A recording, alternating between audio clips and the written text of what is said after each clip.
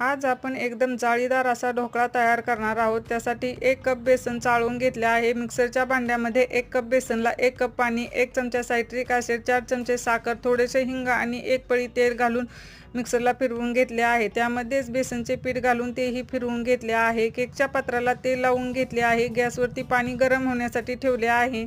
आता यामध्ये 1 छोटा चमचा खाण्याचा सोडा घालून मिक्स करूया आणि तेल लावून घेतलेल्या पात्रामध्ये हे बेसन घालून घेऊया। पाण्याला उकळ आलेला आहे, त्यामध्ये हा डब्बा ठेवूया आणि 20 मिनिटं हा ढोकळा वाफवून घेऊया।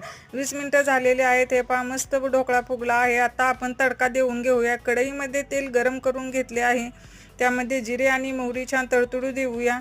थोडेसे तीळ, हिंग, हिरवी मिरची उभी कट करून आणि कढीपत्ता घालून घेऊया। त्यामध्येच पाणी घालूया, साखर घालूया आणि चवीपुरते मीठ घालून घेऊया। ढोकळा थंड झाल्यानंतर यावरती हा तडका घालून घेऊया। तयार आहे एकदम मऊ लुसलुशीत असा ढोकळा।